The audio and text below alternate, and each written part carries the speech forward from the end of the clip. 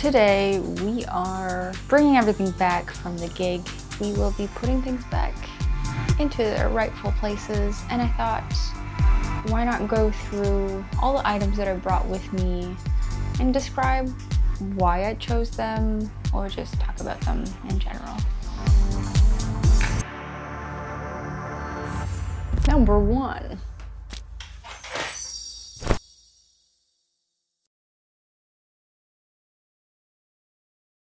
The sound card. This is my baby, my inanimate object baby. The RME chair. Enough. The RME Fireface 400. Yes, it is Firewire. Yes, I'm on a Mac. And yes, it's okay. There are adapters and it works just fine. Found used on the marketplace, over 15 years old. I replaced the PSU once and it's working beautifully. It's the preamps, okay? The preamps. Preamps in this are juicy. The way I found out is I had this, then the PSU busted after like a good solid 8 years of having it. And you know, it's been a long time. We've been friends for a long time. Once I had to replace the PSU, I needed another sound card, and we have a backup sound card in case anything happens, which is the Scarlett 2i2. Sorry, Focusrite, but I'm not a fan. I'm not a fan of your preamps. When I switched back to the RME, I noticed the difference. Everything just became louder without that noise floor. I heard the difference. Sorry, Scarlett Focusrite. I am an RME person. I used to work on PC, and so RME felt fitting for the PC life. It just, I don't know why, it has a UI that's more PCable, whatever that means. It was going really well, and then I was given a Mac, and I really like how Mac has more MIDI aggregate device functions. So now I'm a Mac girly and I'm not mad. I can do both. Both can exist and I can love both, and they both have their special forces. On the road with me, I did bring my MacBook. We'll go into that a bit later, but let's finish on this sound card. This sound card is my bread and butter. She lives with me and has yet to fail me, so RME, thank you for whatever you're doing. I love it, and please keep doing it. Even though this one is an older unit and it's still going, I'm very happy that it's still going with all these updates, new computer chips, and the fact that it's still working is money in the right place. You know, you're going to get your money's worth. Always impressed at RME, so thank you. Not sponsored, by the way. Just really, really love it. The downside of the Fireface 400 is that it's a half rack. Once the budget permits, it would be nice to invest. They have this ear. If you didn't know, they have this extra piece that you can buy. It's about $80 Canadian, or a bit more with tax and shipping and whatnot. And you can make it a full rack, just with that little ear, or wing, as you'd like to call it. It's back in. We're one step closer to resetting the studio here. Next up is the Swiss Army knife of my life, the computer. So we have an Apple 2019 Intel Core i9 with 32 gigabytes of RAM, DDR4, and an AMD graphics card. Post-gig clean. We're due for one of those. This wasn't doing too much, but it was gluing everything together on my set.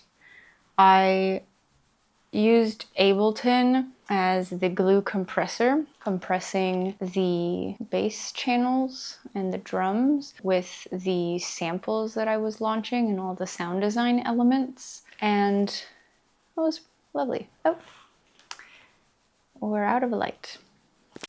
I also brought my trusty laptop stand with this. This is the biggest MVP over there. It was so dark. Contrary to my gig where I played outside and it was so bright I could not see the pads on my controller. It was so dark that I couldn't see my cue notes. So this was the biggest solution to that. It is my reading lamp. Normally I clip it on my books and it allows me to read. This time I clipped it to the side of my laptop stand, or maybe like back here, and I was able to read my cue notes and see my buttons when all the lights came off. I love this amber light. Amber light. Next,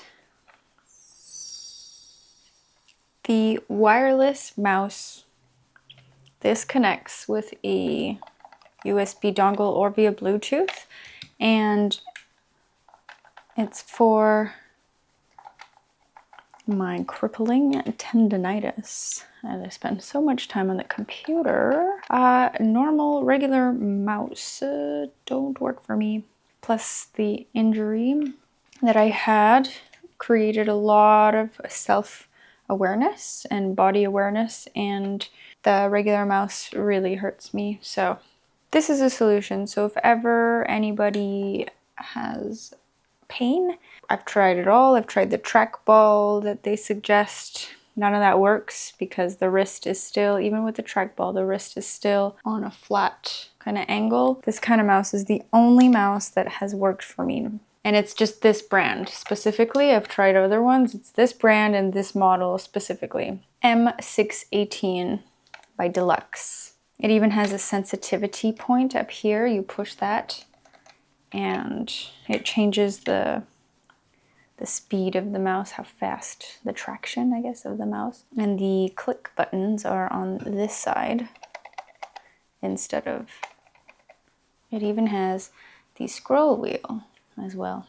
Has extra buttons here too that I don't really need, but they can be assignable as well. It also has this extra attachment that is good for when you want to have your wrist rest on something when you're using it. So rather than the mouse being like this in the position, which is unnatural, tendonitis starts here, so pain. But if it's like on a more natural angle and 90 degrees, we're good to go. That's years of ergonomic therapy for you. Next, we brought the trusty USB dongle. So now we're living the dongle life after a few years of resisting and laughing with everyone that now it's the dongle life. Well, it is. It's the dongle life for real now. So I'm not sponsored by any of these, just FYI. So startech.com. Lots of things going on here, from SD cards to USB-C port that does have video transfer options. It also has the USB ports and the HDMI ports, so it's all that you really need. I have 2 of these. Yeah, not complaining. Love it. Works great.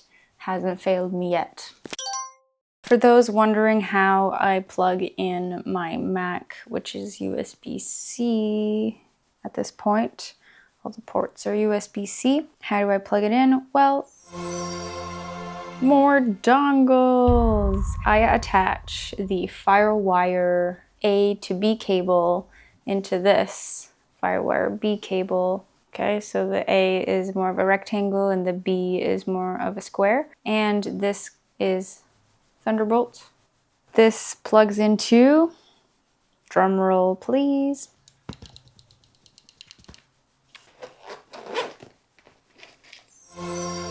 another dongle. This dongle is USB-C all the way to a Thunderbolt. So now we have two dongles and they plug together. I wasn't kidding when I said it's dongle life now.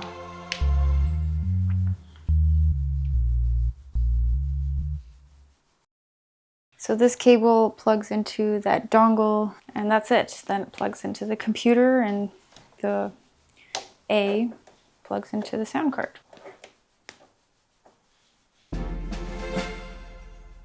A computer charger. Still a little ways to go. This is USB to USB-C and it goes into my hard drive. So we have the SSD here. I have a bunch of these, but this one is my audio one. I really enjoy Samsung's SSDs. They have been really reliable for me and I would not go any other way for now. It's the worst feeling to have your stuff lost. Samsung has been with me for a number of years and a number of creative projects. So far, so good. I've had bad results with other brands and Samsung, thank you. We plugged in the mouse. Nope, we did not plug in the mouse. We're about to plug in the mouse. The mouse gets plugged into the monitor. These Dell monitors actually have USB ports on the side and the computer is able to receive it as a USB hub extension, so that's quite lovely. Okay. The next item that I brought, the Push 2. The Push 3 is out now. I do not have it, although I did play with it at a recent Ableton showcase here in my city, and I am in love. The 3 is way better than the 2. Yeah, if you can get your hands on the 3 is amazing. The 2, I'm not going to lie, is starting to become sticky. Like, from the heat, I guess, or something, but the material that they used, it's sticky now. It's weird. The next on the list, the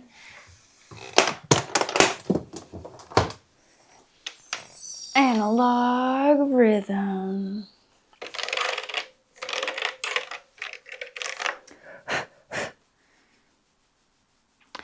No need for explanation. My other baby, other than the sound card. If I could live with only two things in the studio would be the sound card and this.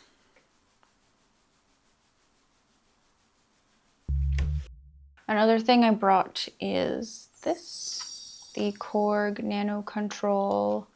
It acted as a fader on off for stuff in my kit and it was beautiful. We had the analog cases holding all the gear. This one was for the analog Rytm. I feel safe holding my gear in these, not gonna lie.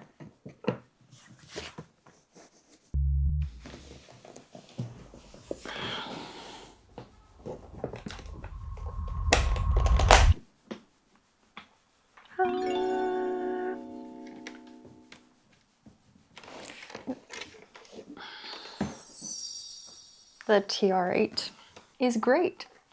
The TR8 acted as a filler in my set, but it was a very powerful filler since most of the work was driven from the analog Rytm. The TR8 was a perfect instrument to have improvisational moments, hat fills, reverb delay on extra moments. There's even, you can select what the control feature does on the units, and I was able to pan stuff around and do on the fly sound design, but it wasn't heavily relying on this to drive the entire performance. I loved it. And we have a plethora of cables, of course.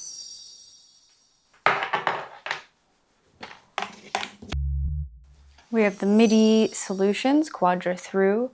This was clocking the analog Rytm to the TR8. It's only one chain over, but I didn't want to take any chances to have any drums be off. I wanted it to be really tight. So that's where the Quadra through came in. The profile mic stand served me well over the years. I like this brand. I enjoy this kind of mechanism, and I enjoy this grip handle here. The tactility of the handle here, as well as the texture, suits my needs. It's not flimsy. It works well. The base has a similar enjoyable grip here for easy deployment or packing up. The in-ears served as a delicate instrument for monitoring what I was queuing up. I'm still learning how to use in-ears properly, as I'm used to DJing, where you have a whole headphone on and then you queue up the track. So in a similar fashion, I was doing the same thing. However, the tracks were in Ableton rather than a mixer out of the box. Last but not least, the microphone, the SM58, a stage classic. I didn't end up using this actually because it was feeding so much in the booth without the booth on. So I decided to cancel that and use what I had in my system instead. It's a set that can be modular in that way, so I don't have to necessarily have the TR8 or the samples to be launched from Ableton. Even though they're nice to haves, I can operate with just these two drum machines or this one drum machine. Although it will be a different experience, it's nice to know that I have options in case there are malfunctions. Ah, what a mess. Let's clean it up.